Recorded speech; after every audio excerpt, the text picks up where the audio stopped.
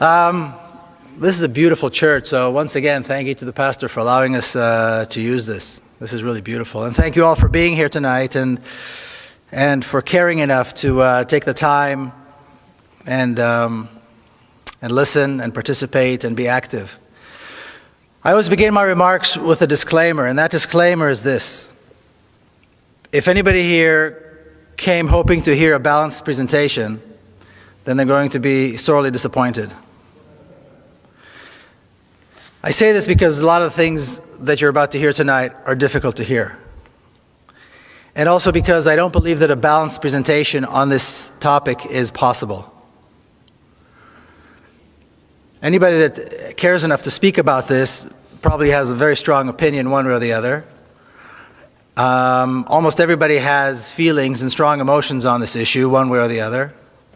For me, it's deeply personal. And the issue itself is not a balanced issue. There is no balance in this issue. So therefore, I say this because there cannot be a balanced presentation on this. And I think if anybody claims that their presentation is balanced, they're either misleading themselves or they're misleading their audience. This whole issue of Israel and Palestine is covered in so much myth. And there's so much double standard when people talk about this issue. And I'll give you two examples. I don't know if you heard Bibi Netanyahu's speech at the United Nations. I heard it not live, but after he actually delivered it. And he began it with probably the two most striking examples of myth and double standard. And he began by talking about the right of return of the Jews to their ancient homeland. And of course, the Jews that so-called returned to their homeland were not exactly the same Jews who were expelled from their homeland, right? Because these were expelled a couple of thousand years before that. These were not their descendants either, because this has been a very long time. So these are the people that actually came back, so to speak, are people that claim some kind of a heritage, some kind of a connection, a relationship to the ancient Hebrews. And they claimed that they had the right to return to their homeland, and this is what Zionism was about, and this was accepted by the world as the right. They had the right to return. Now, if we talk about the right of return of one nation, you'd expect that there would be, if we accept it as a principle, then you'd expect that we'd accept it in general, across the board. Yet when people talk about the right of return of Palestinians to their homeland, suddenly a red line comes up and everybody says, no, we can't talk about the right of return of the Palestinians. This has to be taken off the table. This is not negotiable. The right of return of the Palestinians is not acceptable. What's interesting about that is that the right of return of the Palestinians, quite often we talk about the actual people who had to leave their homes. And if they had already passed away, then we're talking about their direct descendants, people who still have the keys and the deeds to their homes, and quite often can go to the very spot where a village existed, where today there might be a highway, and will point out the mosque, and will point out the well, and will point out the door to their home. Yet they do not enjoy the right to return. So obviously, this is a double standard of immense proportions. The other thing Bibi talked about right off as he started was about King David, who reigned some 3,000 years ago, and here we are today as his descendants. What's interesting is, besides the fact that there is no historical evidence that King David ever existed, outside the Bible, which of course is not a historical document, and Israeli archaeologists have all but turned up the entire country to find proof that he ever existed. Today, as we speak, an entire town, an entire community is being kicked out of their homes and forced into exile through violence in order to prove that King David existed in a place called Silwan. It's a community of 50,000 people right outside the walls of the old city of Jerusalem. Yet the world sees nothing wrong with this. American money is poured into this project to build what is called the new city of David. an archaeological park, and a community of 50,000 Palestinians has to be terrorized in order to leave. Their homes are being destroyed in order to make this point. This fictional, mythical connection between the ancient kingdom of King David and today's Israel. So these are just two examples. And it was interesting that Bibi Netanyahu decided to kick off his speech at the United Nations with these two things.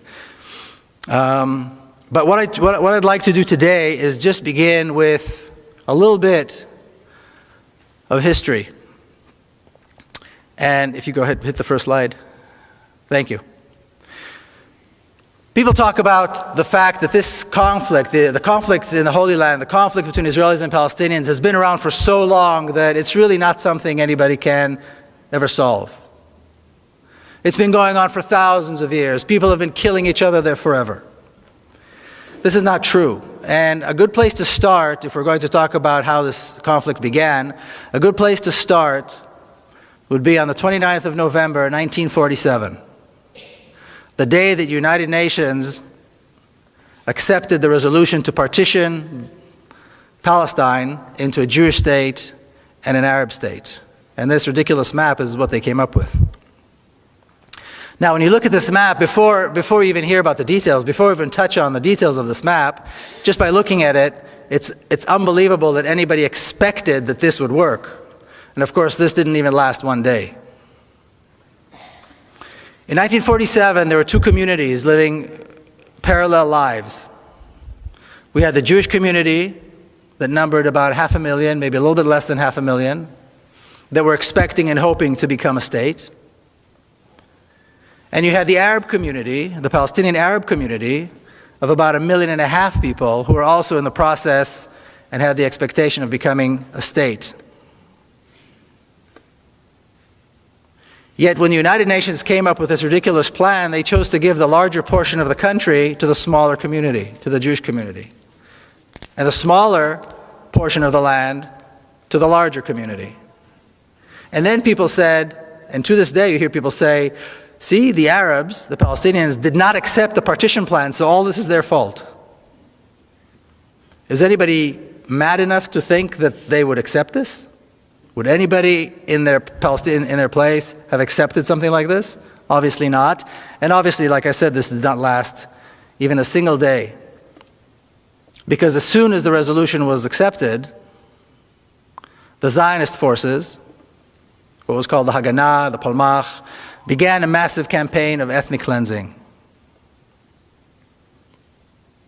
Now the story that we hear, the myth that we're told about 1947, and I heard it once again today, earlier today, at the Seattle Times, is that in 1947, after the United Nations finally recognized the right of the Jewish people to have their own state, the Arab armies attacked, intending to destroy this fledgling state, this young Jewish community.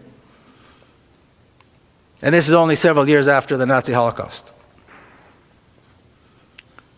Yet somehow, between the end of 1947 and the end of 1948, the Zionist forces were able to conquer almost 80% of the country, destroy over 500 towns and villages, including schools and mosques and churches and homes, and exile almost 1 million people within a 12-month period. How did they do this if they were being attacked by massive armies from the outside? But once again, when we look at the facts, we realize that in 1947, the Jewish community, the Zionist community, had quite a substantial military force. They had a force of close to 40,000 armed men, and well-trained, well indoctrinated. My father was one of them. There was no equivalent on the Palestinian side. The Palestinians have never had a military force. To this day, the Palestinians have never had an army or a military force. There was no equivalent of the other side. The Arab armies, such as they were, didn't enter the war until late in May of 1948. Much of the ethnic cleansing had already taken place. The war had been taking place for over 6 months by then. So, of course, this is a myth. This is a myth that nobody takes the time to investigate and question.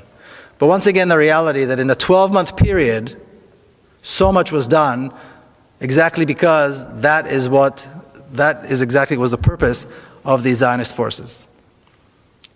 To capture as much of the land as possible and get rid of as many people as possible. And that's exactly what they did. Would you hit the next one, please? You heard the story, Judith related to the story about my mother. That's my mother. She's 86 now. She's still living in Jerusalem. She was born and raised in Jerusalem. And she used to tell me how when she was young, she would walk around on a Saturday afternoon, and many of the beautiful neighborhoods in Jerusalem, and I'm talking about the New Jerusalem, the Jerusalem that was built outside the city walls. These were Palestinian communities with beautiful homes. And she would walk around and she would see the families on a Saturday afternoon sitting under or by the lemon tree and so on. And then in 1948, she was living still in Jerusalem. These communities were forced to leave. Their homes were given to Israeli families. And she was offered one of these homes, and like you heard, she refused. The thought of taking another family's home just did not sit well with her. And then she saw the looting, and she still, to this day, when she talks about it, you can see that she feels such a sense of shame. But what's interesting is that I remember hearing this story as a child many, many years ago and over a very long period of time. And it wasn't until I was actually working on the book and I spoke to her about this again that I realized why this story was bothering me all those years. Because the story was bothering me. There was something about it that was troubling. And only now I realized it was troubling because it contradicted the national narrative. It contradicted what I learned in school. That the Arabs attacked, we won, they left, and we get the spoils. So what's wrong with taking their homes? If this is the truth, then there's no wrong in taking their homes. They attacked, and we won. It's fair enough. But once again, like I said, hearing the story in the back of my mind over and over and over again kind of troubled me. And this is exactly why. The truth lays in the personal story, not in the national narrative. Can you hit the next one, please? The title of the book is The General Son, and then the subtitle is Journey of an Israeli in Palestine. So the General Son is a big part of who I am, and this is my father as a general. Now, after the State of Israel was established and the Jewish militia, the Zionist militia, became the Israeli army, he remained as an officer and had a very long and interesting military career. 20 years later, 1967, the drums of war were beating. He was already a general. And a lot has been written about what happened in 1967 and why the war broke out and who actually started the war and why. A lot of books have been written about this, movies have been made about this, and it's an interesting period. Now, just kind of to touch on the history, some of you I'm sure recall, the Egyptian President Nasser decided to kick out the UN peacekeeping forces that were in the Sinai Peninsula that divided Egypt from Israel. And he entered against the ceasefire agreement that existed between the countries. He entered Egyptian troops into the Sinai Peninsula. The generals saw this as a cause for war, as a legitimate cause for war. And they pushed for war. The Israeli cabinet, however, was not, they were hesitant. They were not so eager to start a war. And this tug of war began between these two groups. It was a very interesting difference between these two groups because the cabinet members were older. They were in their late 60s, early 70s, most of them. They were born in exile. They came with this whole baggage of exile, of pogroms. And this is only 25 years after the Holocaust, and they carried all this, and they were worried that a war might lead to another Holocaust. The generals, however, were in their early 40s. Almost all of them were born in Palestine. Almost all of them were members of the Zionist militia in 1948. And they were what I like to call the new Jew that the Zionists wanted to create. Full of testosterone and very assertive and willing and ready to fight. And they created the Israeli army. Well, they wanted to fight. They saw an opportunity to start another war. Now, the myth that we're told about this, or the story I should say that we're told about the 1967 war, is that once again Israel was attacked by three massive armies intending to destroy it. And once again, miraculously, somehow, we, the Israelis, prevailed. Because we're smarter and because we're better trained and we're more motivated, and as we heard now recently, we're somehow culturally superior as well, perhaps. Who knows? But all of these reasons, for all these reasons, we prevailed and we defeated the Arab armies. Once again, when I was working on the book, I decided to go into the Israeli army archives to learn about my father's career. Like I said, he had a very, very interesting military career. And I was interested particularly in reading the minutes of the meetings of the generals leading up to the 1967 war. Now, once again, a lot has been written about those meetings. So I wasn't expecting to find anything new, because I'd read everything that was out there. But as soon as I began reading, I saw something that I'd not seen anywhere else.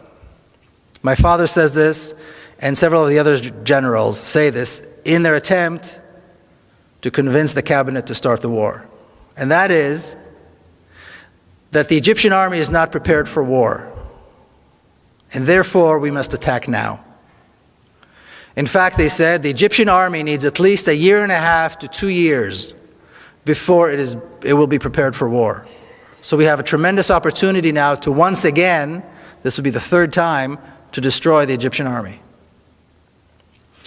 And the fact that the Egyptian army brought their troops into Sinai and closer to us, closer to Israel, only makes it easier for us to destroy them.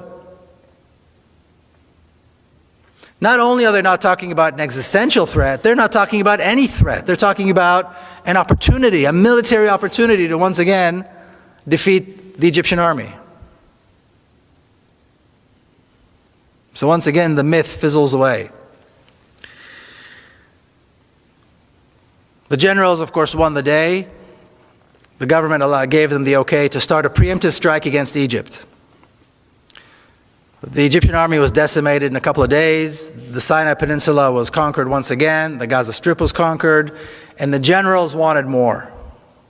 The generals wanted more. They wanted the West Bank, which was a sore spot for them because in 1948 they wanted to take it. They were young commanders in 1948, and they wanted the West Bank then. But for political reasons, Israel decided not to take it. Well, here was their opportunity, and they took the West Bank. And they'd wanted the Golan Heights for a long time too, because it's high up above the Galilee, and there's lots of water there, and they took that as well.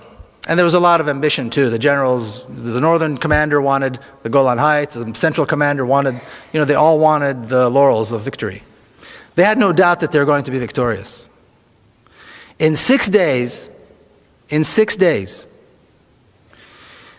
Israeli army defeated and destroyed 3 Arab armies, conquered the West Bank, the Golan Heights, the Sinai Peninsula, the Gaza Strip, killed over 15,000 Arab soldiers at a loss of 700 soldiers to the Israeli army. 15,000 to 700, that's quite a ratio.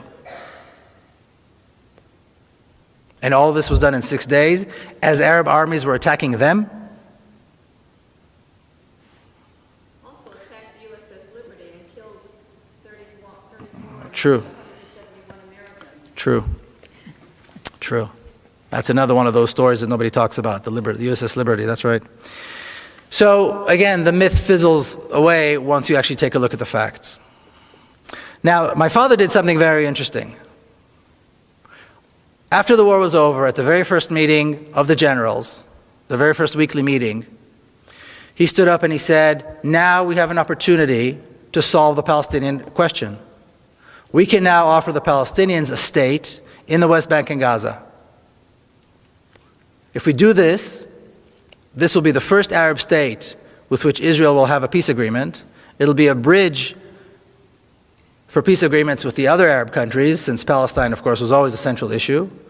And we can go on living, being the democratic Jewish state that we want it to be.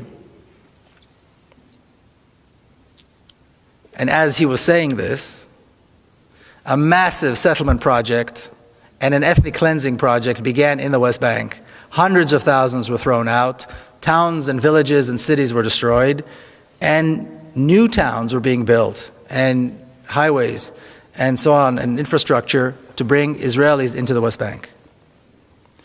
Just as Israel had done after 1948, destroying Palestinian towns and villages, changing the names and building towns and villages for Israelis, the same thing was done in the West Bank after 1967. For Israel, this meant the job was done. In essence, what they did was they erased Palestine off the map.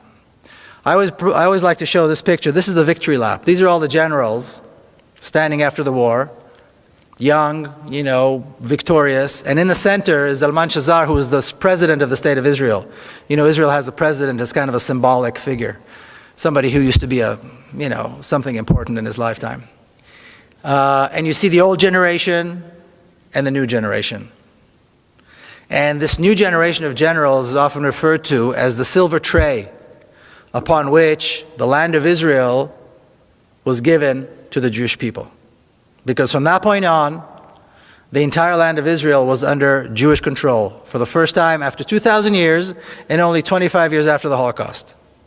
Historically, from a Zionist perspective, this is unbelievable, unprecedented. But in fact, this is what they did. Palestine was erased completely from the map, and Israel was in completely over the entire map. This was the objective, this was the name of the game. Erasing Palestine, getting rid of the people, and de-Arabizing the country. De-Arabizing the country is what was left to do. That's why when people talk about the possibility of Israel somehow giving up the West Bank for a Palestinian state, if it wasn't so sad, it would be funny. It shows a complete misunderstanding of the objective of Zionism and the Jewish state, and the Zionist state. Because conquering the land was the first objective, getting rid of the people, and then de-Arabizing. And when I say de-Arabizing the country, this country has a 1,500-year-old history of Arab and Muslim rule. It was an Arab and a Muslim country more than it was anything else in history. So that has to be destroyed. Monuments have to be destroyed. Names have to be changed. The history has to be rewritten to connect once again King David to today's Israel. And completely disregard the fact that this is in fact an Arab country. That it is in fact in the center of the Arab world. And that in fact over half of the population are Arabs. Now, after my father retired from the military, he did something even more stunning. He dedicated the rest of his life to the creation of a Palestinian state and peace with the Palestinians in the West Bank and Gaza, and he advocated for equal rights for the Palestinians who are Israeli citizens. Two things which are yet to be achieved. Now, in the mid-1970s, the Palestinian leadership, the PLO, started contacting my father and others, or Evneri and others, people who were like that, in order to begin a dialogue. And that is really when the notion of the two-state solution was put together. These were Yasser Arafat's top people, his advisors and his ambassadors and so on. In this picture is my father with Dr. Issam Sartawi, who was the Palestinian ambassador, the PLO ambassador to Paris. He was later killed in 1983. And this dialogue went on between official representatives of the PLO, and on the Israeli side, these were renegades. These are people who used to hold, high office of one kind or another, and they were Zionist Israelis. But the Israeli government refused to take part in any of this. Only in 1993 did the Israeli government agree to finally begin negotiating with the Palestinians. What happened? What changed? Well, what changed was they accomplished their mission of making the conquest of the West Bank irreversible. By 1993, the Israeli government knew for certain that a Palestinian state could not be established in the West Bank. The settlements were there, billions were invested. The entire Jordan River Valley was settled with villages and kibbutzim and things like that. There were major cities already built in the West Bank. Entire East Jerusalem was taken over by Israel. There was no place anymore for a Palestinian state to be established. And that is when Israel said, okay, we will begin negotiations. So they allowed Arafat to come, misleading him into thinking that they were really intending to make peace, and basically trying to force him to sign an agreement that would complete his surrender.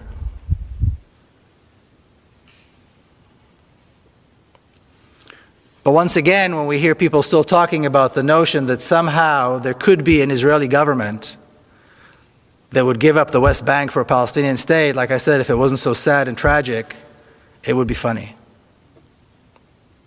Because as we look at the 65-year history of the State of Israel, it is absolutely clear that this can never happen. Now, later on in the year 2000, I'm sure you recall, President Clinton invited Barak and Arafat to Camp David to somehow solidify a peace agreement. Or so he said. What they tried to do is force Arafat once again to surrender, which he would not do. So they came out of Camp David, and President Clinton said, Arafat gave some, Barak gave more.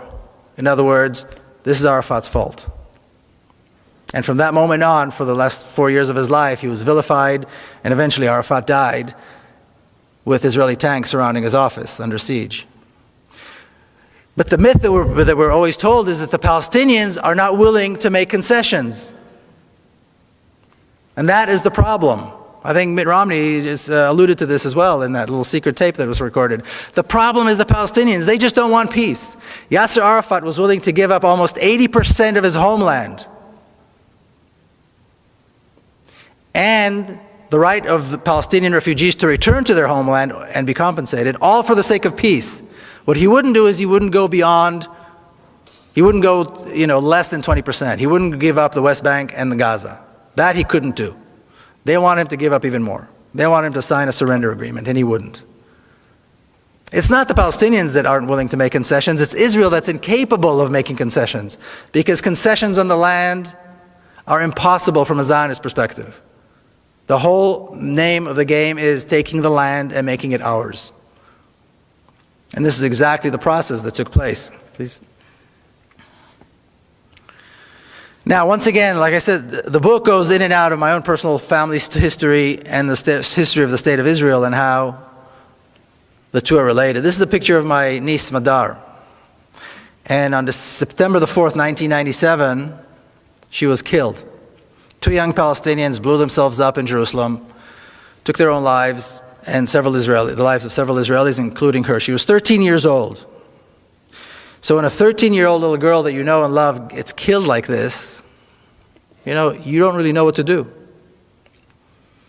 You don't know what to think, you don't know what to feel, you don't know how you're going to get back to life after that. Now, she was a granddaughter of a famous general, so this was big news. On top of that, she was also the granddaughter of Mr. Peace with Palestine. And now look what they did to him. Look what they did to his granddaughter. My father had already passed away by then. So this was big news. And when I landed, when I arrived in Jerusalem, my sister's house, on the ground, I saw the morning paper, and on the front page it already said the granddaughter of General Peled was killed by Palestinians. And my sister's apartment was packed with mourners, of course, people who came to express their sorrow, but also reporters, endless stream of reporters. And after the funeral, she came out to greet and see everybody. She said 2 things that put me on a path, and I think it put her on a path, and many of us kind of helped us to wrap our heads around this unspeakable tragedy. The first thing she was asked, of course, is about revenge and retaliation. And the comment that she made was, no real mother would want this to happen to another mother. Don't talk to me about revenge. Motherhood is a uniting force. It cuts through religion. It cuts through any differences that might exist between us. And if she's anything above all as she is a mother. She's got 3 other boys, wonderful boys. And the second thing she said was, my government is responsible. My government brought these 2 young men to such a level of despair that they would take their own lives and take the lives of other innocent people, including a 13-year-old girl. The brutal oppression under which the Palestinians have to live because of us is the cause of this. That is why this is happening. If we want this to happen, we have to lift the oppression.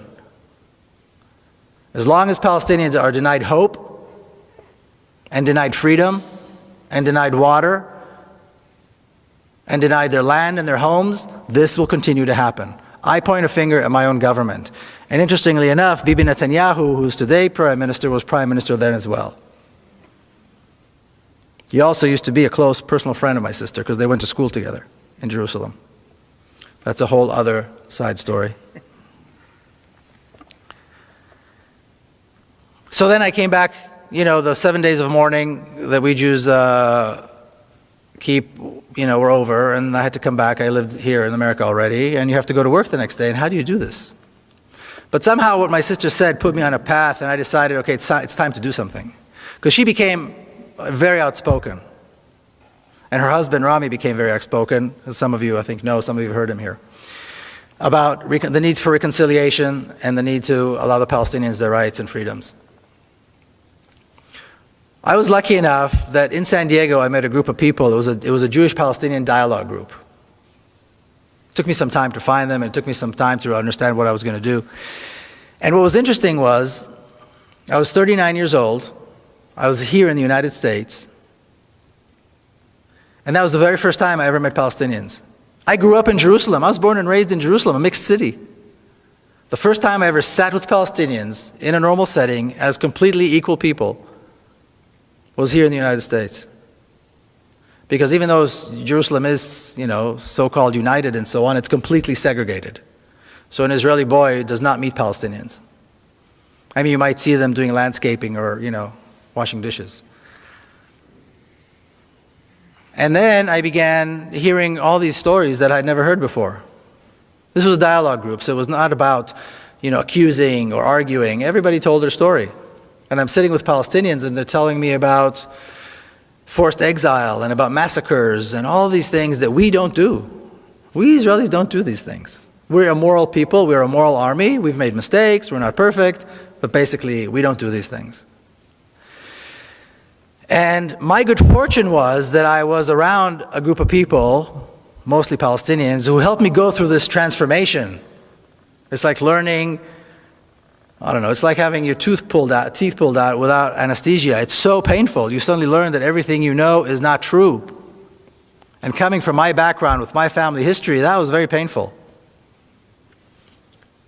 But they were very gracious and very generous in the way they kind of led me through this. And I'm forever grateful to that Palestinian community in San Diego for, you know, carrying me along. It took several years. The way now I talk about it like it was easy, but it was very difficult and it took a very long time. And then I became active. And then I started visiting Palestinian communities inside Israel, and I would visit the West Bank, and I began learning more and more about the issue. Would you hit the next one, please? And as I traveled to the West Bank, I would see this. If you've been to Kalandia or any of the major checkpoints, you see the sign. It's about the size of one of these walls. It's a massive sign. And as you can see, it's white letters over a red background, which usually means danger. And of course, it's in Hebrew. And what the sign says is that this road leads to Area A, which is under Palestinian control. An entry to Israelis into Area A is forbidden. It's life-threatening, and it's a felony. And if you notice, there are 2 exclamation marks. So if you're not scared yet, the 2 exclamation marks will probably do the trick. Now you'll also notice that unless you can read Hebrew, this is irrelevant. It's only true if you can read Hebrew. Now, if you see a sign like that, and you have any sense at all, you turn around and go home. Who in his right mind would see a sign that says danger, firing zone, and walk right into it? My good fortune was that I don't have that kind of sense, and that I have many friends who don't have that kind of sense, and we went right through. And I've been going right through these checkpoints and right through that sign every single time I go visit my friends on the other side of the wall. And what's interesting is I always see the same thing. From the very first time all the way to today, it's been several years, every time I cross that wall, every time I cross the sign, I see the exact same thing. I see traffic jams. I see children going to school, which is probably the most common sight in Palestinian areas, is children coming and going to school. I see people going to work. I see shops. I've yet to see the Palestinians that want to kill me. I've yet to see the Palestinians ready with machine guns and tanks and F-16s ready to bomb me because I'm an Israeli. I've yet to see that. And I know that many other Israelis who do this haven't seen it either. And with time, I began to realize that this sign has nothing to do with security. The wall has nothing to do with security. The massive armed Israeli forces along the road have nothing to do with security. The terrorizing and harassment that Palestinian Israelis go through when they go through Tel Aviv airport, the humiliating process that they have to go through, they have to endure every time they decide to leave and go overseas, has nothing to do with security. It has everything to do with racism, with hatred, and with a deep desire to keep us apart, to keep me privileged and them with no rights. That's the name of the game. That's what it's all about. And that's the purpose of the sign. Can you hit the next one, please? Can you read that? Can somebody read that for me? United Nations Resolution 3013 from 1973 states, the struggles of peoples under colonial and alien domination and racist regimes for the implementation of their right to self-determination and independence is legitimate and in full accordance with the principles of international law. Legitimate and in full accordance with the principle of international law. This describes the Palestinian struggle. Because that is exactly what Israel is. Now in this picture I stand with my friend Jamal, who sat in Israeli prison for many, many years. In fact, he was given a life sentence, but he was exchanged in one of the prisoner exchanges between Israel and the PLO. And the reason he was given a life sentence is because he killed a soldier. He and three others saw two young Israeli soldiers guarding a bank in Ramallah, of all things. And soldiers are usually fully armed, of course. And they approached them and they stabbed them to death with a knife. And for that they were later on, beaten, tortured, and arrested and given life sentences. But when I see the picture of the two of us standing side by side, I have to wonder, which one of us is really the terrorist? Because according to this, it's certainly not him.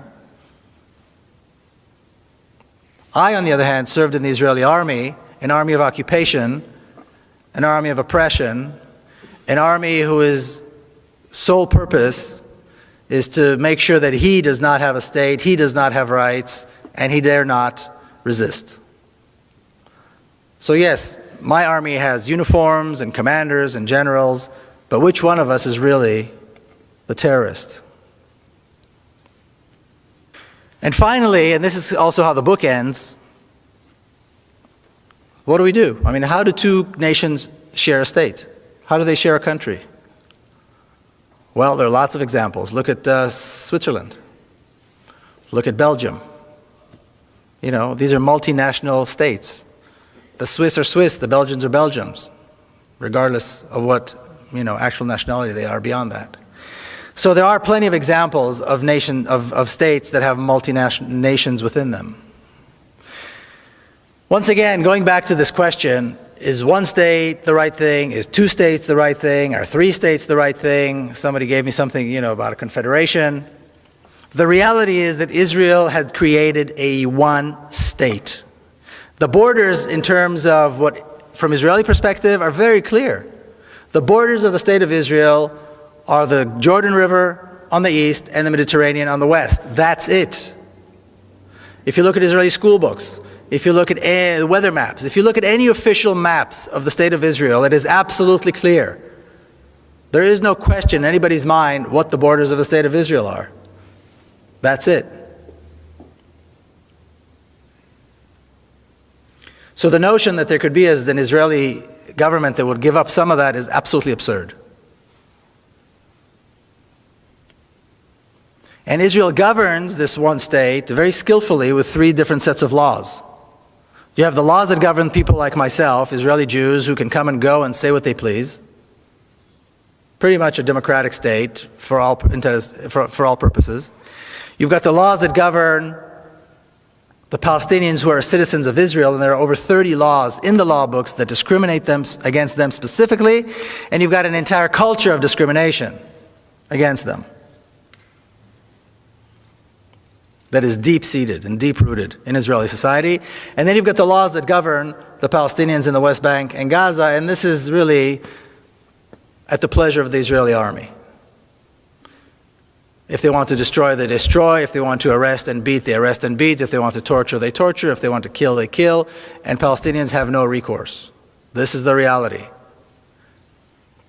There's an education system, the Zionist education system. Like Judith alluded, my sister just wrote a book about it. She's an educator that teaches racism in a very subtle way. There's a bureaucracy, an entire bureaucracy, that is dedicated to making life impossible for Palestinians through all kinds of restrictions and permits and requirements that are absolutely uncalled for and unnecessary, but are all given and provided under the guise of security.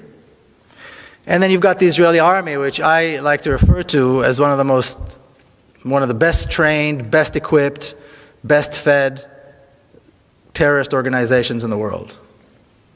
And yes, they have generals and they have nice uniforms, but their entire purpose is terrorism.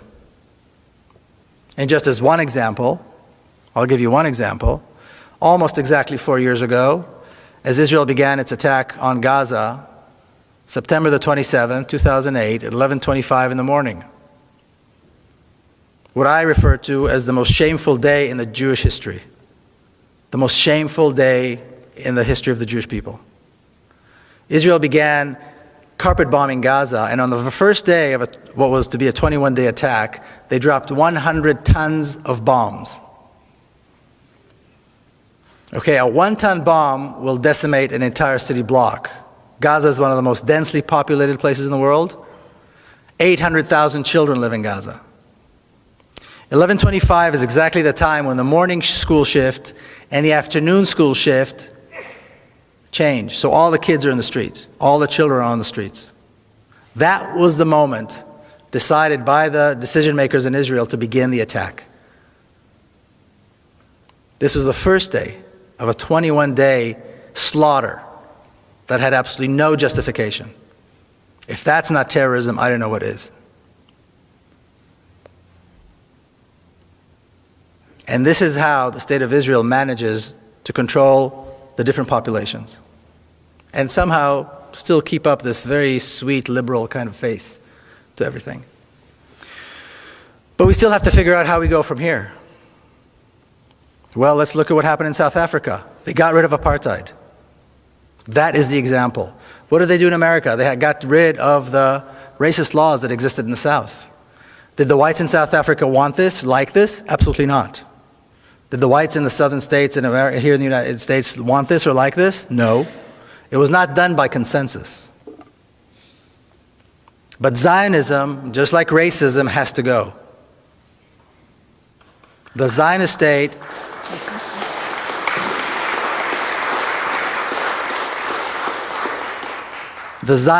has to be replaced with a democracy. Equal rights. We have 5.5 million Palestinians, about 6.5 million Israelis. There's absolutely no reason in the world why they can't live together as equals. Now, often when Jewish people hear this, especially if they support Zionism and support the State of Israel, they go, see, you're talking about genocide. you're talking about another Holocaust. That's just an excuse. There's no reason to assume this is going to be violent. There's no reason for a transfer of power to be violent. Evil dictatorships can be, and evil regimes can be replaced by democracies without violence. It's happened before. There's no reason why it won't happen again. I just heard this thing today about the vast differences between Israelis and Palestinians, cultural differences, the cultural superiority of the Israelis. I've never heard such nonsense in my life. The two societies could not be more similar. Their languages are similar. Their religions are similar. More than half Israelis, more than half of all Israelis are descendants of people who came from the Middle East. They're descendants of Arab Jews who came from Iraq, who came from North Africa, who came from Yemen. Arab culture is part of who they are. When Baghdad was being bombed, you had old Arab Jews from Baghdad in Israel crying that their city is being bombed. There are no differences. And the likelihood of both populations seeing their common cause and seeing their common goals as outweighing any differences that might exist between them is far greater than anything else. And then young Palestinians and young Israelis can grow up and have a future and live in a real democracy and do great things, because this is a beautiful country. And it's got a lot of possibilities. So the name of the game has to be democracy and equal rights, not anything else. All right, thank you all very much. The first one was, is the sale and purchase of land a viable function, and does it follow the rule of law? I'm assuming that means for Palestinians. And then, does Israel use the right of eminent domain, or is the land seized with no legal process? How strong is the opposition within Israel to what appears to be an impending attack on Iran by Israel? That's 3 questions, okay? Let's do one more. One more, okay. Is Bibi really serious about attacking Iran, or is this a sideshow in order to avoid dealing with the Palestinians? Okay. I'm saying I'm no legal expert, so I don't really know about this eminent domain and sale of land and so on. So I'm not sure how to. I will say this, and I don't know if it answers the question or not, but in Israel, the land is all owned by the state. So in essence, there's no private property. When you buy land, you're actually leasing it from the state. So, and every 49 years, you have to lease it again for either 49 years or 99 years. That's kind of how that works. So what they try to do, like after 1948, they passed a law that meant that all of the absentee property is the property of the people who were thrown out and then left as absentees, they were absent somehow. The law passed that made it permissible for the state to take over the land. Then they passed another law that made it illegal for the Palestinian refugees to return and claim their land. So that's how that works. I don't know if that answers the question, but like I said, I'm no legal scholar. Is there opposition in Israel to an attack? You know, and is Bibi serious about the attack? The whole Iran issue, in my opinion anyway, is a smokescreen. It was designed very cleverly, and it's used very cleverly by Netanyahu and his government to shift everybody's attention from Palestine to some other fictional threat. And it's been very successful. I mean, the United Nations General Assembly, nobody talked about Palestine. You know, everything was about Iran, the threat on Iran, attack Iran, the bomb Iran, don't bomb Iran. Thousands of political prisoners in violation of international law sit in Israeli prisons. Palestinian children get less water than Israeli children. Palestinians are kicked off their homes and their land is being taken and their towns are being destroyed every single day. People are being killed, shot and killed in nonviolent protests in the West Bank every single week. How can you talk about this nonsense, though, when there's a threat of an the Iranian nuclear threat? And they managed to manipulate this. So I don't think he's serious. I think he would be politically insane to let go of this wonderful card. But as long as he can keep talking about an Iranian threat, people are not going to talk about Palestine. What's the point of attacking Iran? What will that give him? Politically, it gives him nothing. Militarily, it gives him nothing, because there is no threat. And then he's going to have a problem. This way, he's got this issue. He's had it for several years, and I don't think he'll give it up. So I don't think he's serious about it. That's not to say that there is no possibility that something might happen, but I can't imagine that he would do that. And you know, people in Israel are basically scared. I mean, what do people know? People know what they read, what they hear in the paper. Every day, the headline, somebody says something about Iran. The defense minister decided to say, just a few weeks ago, and the defense minister goes back and forth, supporting it and being against it, and supporting it and being against it. And so a few weeks ago, there was a headline saying, quoting him as saying, that the blade that rests on our necks now is even sharper and more dangerous than the threat of 1967. So my first reaction was, he should read my book. But you know, anybody that's knowledgeable knows that there was no threat in 1967, but they want to create this tension they bring back that tension of 1967 where people are actually afraid. Israelis in 1967 were scared to death. The generals didn't let on that this was going to be a very easy war. You know, people were actually afraid that there would be another Holocaust. And they're creating this fear again so that they can continue to talk about this threat. So I don't think it's a real threat, and I don't think Bibi would attack because it's too good of a political card to give up. More questions? Yeah. Okay. Do you think a one-state solution will work, given that 60 to 70% of Israeli Jews and Israeli Arabs and Palestinians do not favor a one-state solution? How do you make this happen? That's one question, okay? Okay. Well, and the second one is similar, so I won't read it. Where did this land-grabbing, this is a biggie, racist Zionist philosophy come from? And where did the suicide bomber phenomenon come from? And Whoa, let me write this down. and how could you live your whole life in Israel, serve in the military, and not see what you now see? Oh, easy. Okay. Is that three good ones? Yeah, that's good enough. Yeah. Well, I don't know that such a large number of Palestinians don't want this two-state solution. I talk to a lot of Palestinians, and I haven't done any statistics, but a lot of Palestinians that I talk to realize and see no problem with it. So I don't think there's going to be that big of an opposition on the Palestinian side to this at all. There will be opposition, of course, on the Israeli side, because when you're privileged, you don't want to give up your privileges. You know, we, the Israeli Jews, are privileged in this society. And the privileges that are given to us by the state are part of the attempt to set us apart from the Palestinians. So if I break the law in Hebron, and a Palestinian breaks the exact same law in the exact same spot, the laws that govern the state of Israel, which are, regular, conventional law, applies to me.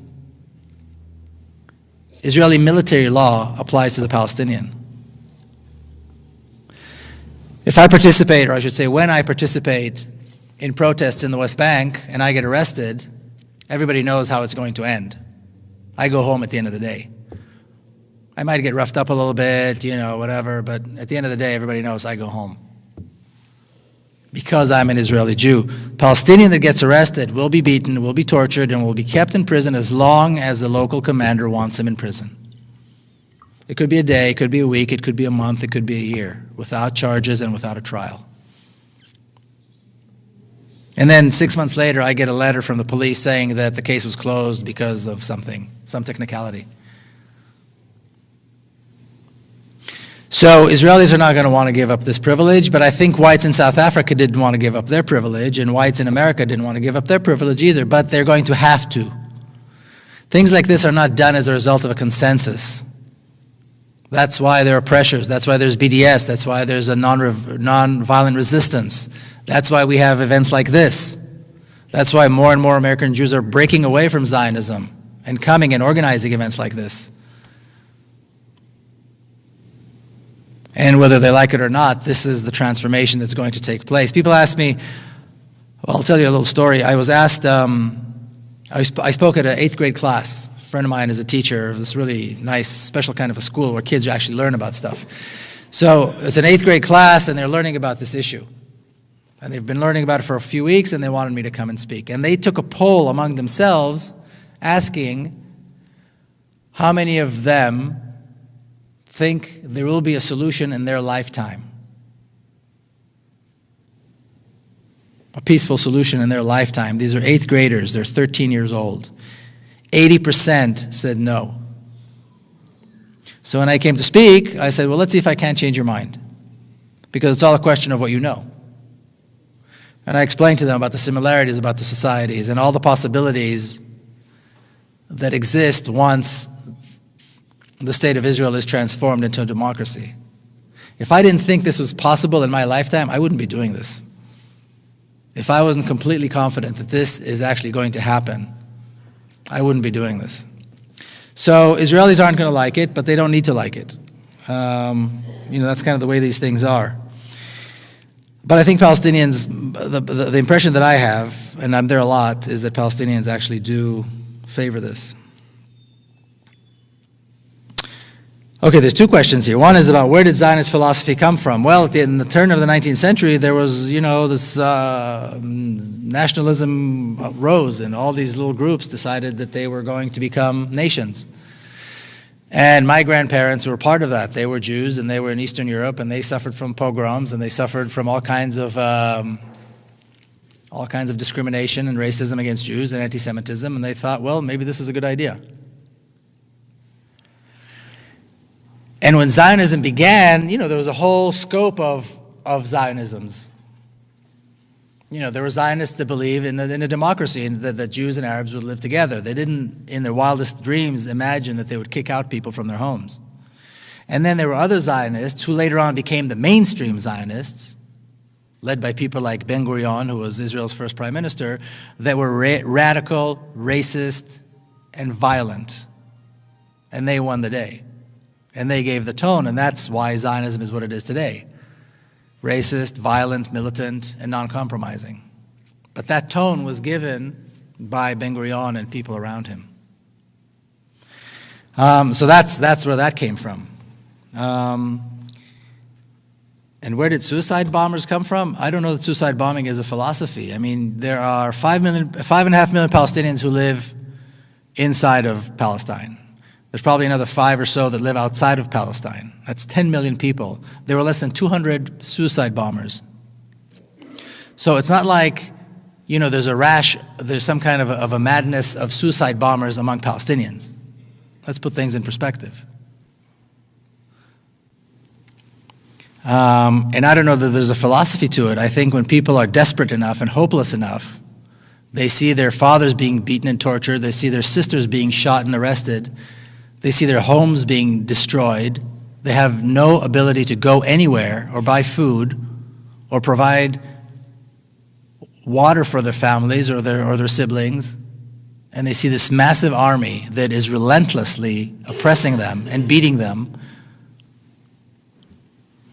If there's no hope, there's no hope. So we do what we can, But I think if we actually look at how many people actually did this, and I don't know a single Palestinian, and I know a lot of Palestinians,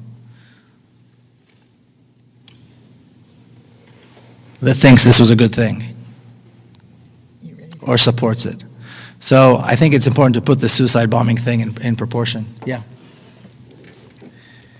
Okay, I have 4 cards here that all kind of deal with something, so it's not really 3 questions. I'll just give you a whole series of topics. Are you saying that nothing will change unless there are changes in American policies and public opinion? What can we do in our U.S. communities to support a single democratic state in Israel? Hold on, slow down. Slow How down. do we counter? Hold on. This is all part, well, it's Yeah, all. but I gotta, Oh, you got to get them? Okay. So nothing will change unless something changes in the U.S. What can we do? Yeah, what can we do? No, Are you that's saying better. that nothing will change unless America? And what can we do in our communities to support a single democratic state Okay. and to counter? No, what? That's fine. Oh, Go yeah, on. he wanted me to read them. I tried. Go on. Go on. How do we counter the influence of AIPAC and other Jewish organizations over U.S. policies? Okay. And how do we convince Americans, I assume, who speak against Israeli policies to fight the false accusation of anti-Semitism? And what do you see as the U.S. collusion with the current Zionist project? And who's actually calling the shots historically, the Zionist movement or the U.S. government and big business? Those are all related. Okay. Wow. That's a lot of questions. Okay. Well, nothing's going to change until a lot of things change. I think, closer? Yes. Okay. I think nothing's going to change until a lot of things change. So things have to change in this country, certainly, and they are changing in this country.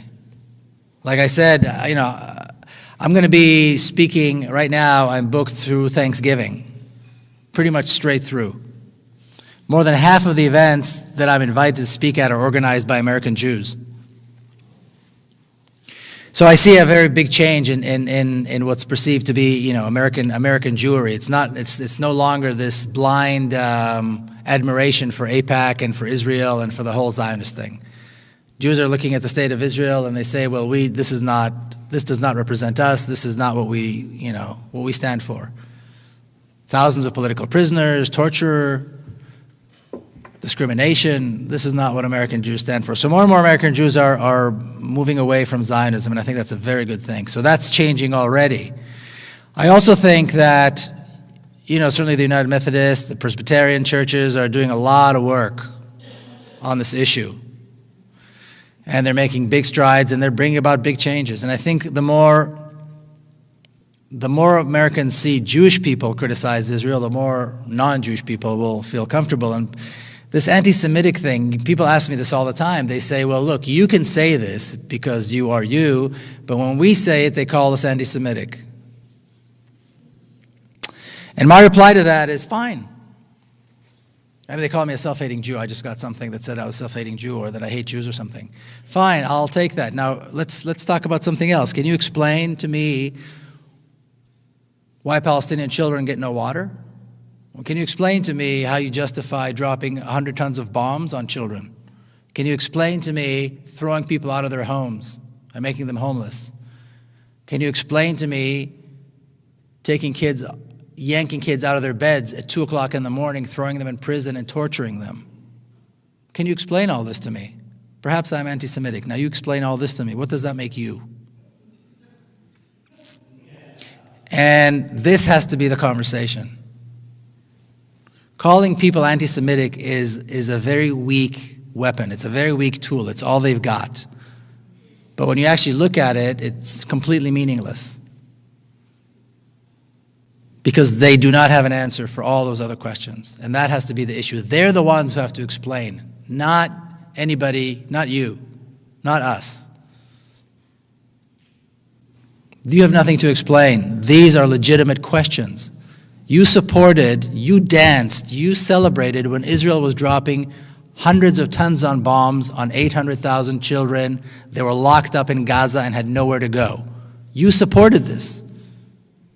I'm anti-Semitic? What does that make you? You support a country that deliberately prevents children from access to water.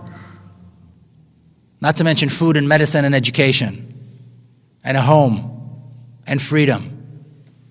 You support that. What does that make you? How can you support this? This has to be the conversation.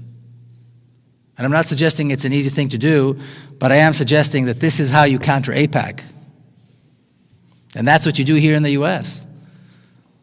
Because these are the conversations that these are the best excuses, these are the best thing AIPAC can come up with. They're talking about transforming Israel as anti-Semitism and it's calling for genocide. Who's talking about genocide? I haven't heard anybody suggest genocide.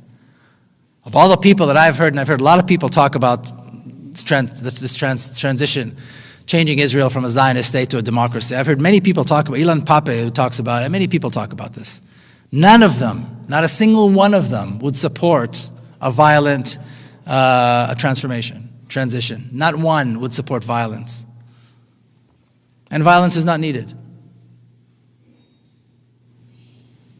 So that's how you combat AIPAC, and that's how you counter AIPAC, and that's how you convince Americans not to be afraid. Like I said, I'm not suggesting it's easy. When somebody comes back with this anti-Semitism thing, then people, pull back and they're afraid. And I can understand that. It's very hurtful. At the same time, there's a bigger issue here. So this may hurt our feelings for 5 seconds, but, let's continue the conversation. And that's what has to happen, and that's how you take over this AIPAC nonsense. The collision with Zionism is inevitable. Was it collision or collusion? Huh? Oh, collusion, I'm sorry. Well, I think it's temporary. It's temporary. I mean, America does, politicians in America do what they have to do in order to get elected. Being pro-Zionist is part of what you have to do in America if you want a political career. Either you're the president or a council member of, my city, Coronado. I mean, they're not even, it's kind of a part-time job. That's the name of the game. That's the price of doing business. So I think the president cares more about healthcare than about Israel. So he's going to give money to Israel so they shut up and he can pass healthcare reform. This is how it is. This is politics in America. And that's why a second Obama term is not going to make any change. It's not going to be different on this issue. Because he doesn't care enough and because, why bother? He's got nothing to gain. But it's going to start from the bottom. And once there's a lot going on, it's like I said to somebody earlier, it's like Vietnam. When American people decided enough is enough, Congress said enough, and the president said enough, and that was it. And Americans were out of Vietnam. But it takes that kind of a movement. And right now, it's true that on this issue, Israel calls the shots. Right now, when Israel says jump, the American politicians say how high. And then they move on to the next thing. But that's the price of doing business here in America if you want to be a politician. Is that it? I have one more question. How has your book been received in Israel? It hasn't been received in Israel. I don't think anybody in Israel read it. I've had several speaking events and I've had a couple of book launches, but they were all on the other side. One was in East Jerusalem, one was in Ramallah, and so on. And so Israel ignores this completely, and that may change. I don't know, but I haven't had any response one way or the other from anybody in Israel about the book. That's it. Yeah, that is it for questions. It is not it for signing books. Okay, no. Yes, we need to give this man an incredible amount of applause. And Israeli archaeologists have all but turned up the entire country to find proof that he ever existed. Today, as we speak, an entire town, an entire community is being kicked out of their homes and forced into exile through violence in order to prove that King David existed in a place called Silwan. It's a community of 50,000 people right outside the walls of the old city of Jerusalem. Yet the world sees nothing wrong with this. American money is poured into this project to build what is called the new city of David, an archaeological park. And a community of 50,000 Palestinians has to be terrorized in order to leave. Their homes are being destroyed in order to make this point. This fictional, mythical connection between the ancient kingdom of King David and today's Israel. So these are just two examples. And it was interesting that Bibi Netanyahu decided to kick off his speech at the United Nations with these two things. But what I'd like to do today is just begin with a little bit of history. And if you go ahead, hit the first slide. Thank you. People talk about the fact that this conflict, the conflict in the Holy Land, the conflict between Israelis and Palestinians has been around for so long that it's really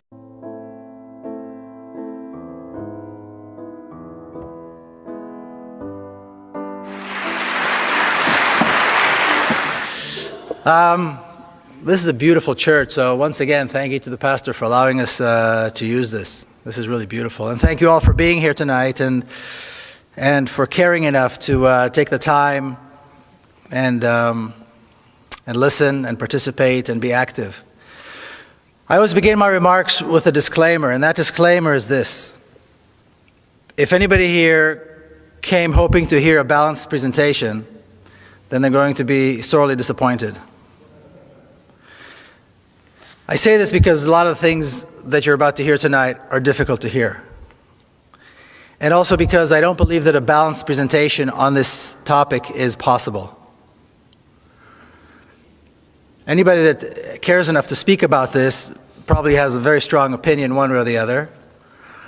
Almost everybody has feelings and strong emotions on this issue one way or the other. For me, it's deeply personal. And the issue itself is not a balanced issue. There is no balance in this issue. So therefore, I say this because there cannot be a balanced presentation on this. And I think if anybody claims that their presentation is balanced, they're either misleading themselves or they're misleading their audience. That there would be, if we accept it as a principle, then you'd expect that we'd accept it in general, across the board. Yet when people talk about the right of return of Palestinians to their homeland, suddenly a red line comes up and everybody says, no, we can't talk about the right of return of the Palestinians. This has to be taken off the table. This is not negotiable. The right of return of the Palestinians is not acceptable. What's interesting about that is that the right of return of the Palestinians, quite often we talk about the actual people who had to leave their homes. And if they had already passed away, then we're talking about their direct descendants, people who still have the keys and the deeds to their homes, and quite often can go to the very spot where a village existed, where today there might be a highway, and will point out the mosque, and will point out the well, and will point out the door to their home. Yet they do not enjoy the right to return. So obviously, this is a double standard of immense proportions.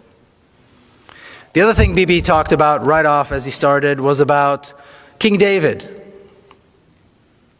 who reigned some 3,000 years ago, and here we are today as his descendants.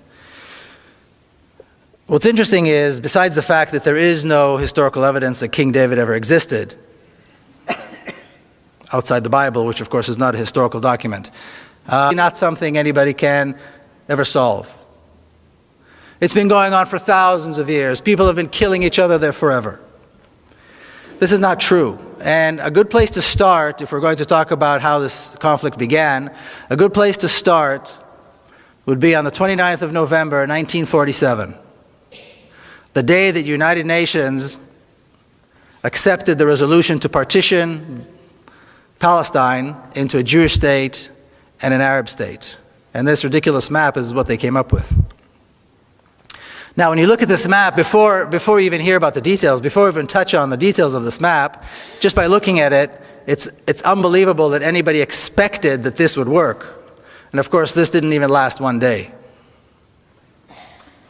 In 1947, there were two communities living parallel lives. We had the Jewish community that numbered about 500,000, maybe a little bit less than 500,000, that were expecting and hoping to become a state. And you had the Arab community, the Palestinian Arab community, of about 1.5 million people who were also in the process and had the expectation of becoming a state. Yet when the United Nations came up with this ridiculous plan, they chose to give the larger portion of the country to the smaller community, to the Jewish community, and the smaller portion of the land to the larger community. This whole issue of Israel and Palestine is covered in so much myth. And there's so much double standard when people talk about this issue. And I'll give you two examples. I don't know if you heard Bibi Netanyahu's speech at the United Nations. I heard it not live, but after he actually delivered it. And he began it with probably the two most striking examples of myth and double standard. And he began by talking about the right of return of the Jews to their ancient homeland. And of course, the Jews that returned, so-called returned to their homeland, were not exactly the same Jews who were expelled from their homeland, right? Because these were expelled a couple of thousand years before that. These were not their descendants either, because this has been a very long time. So these are people, the people that actually came back, so to speak, are people that claim some kind of a heritage, some kind of a connection, a relationship to the ancient Hebrews. And they claimed that they had the right to return to their homeland, and this is what Zionism was about, and this was accepted by the world as the right.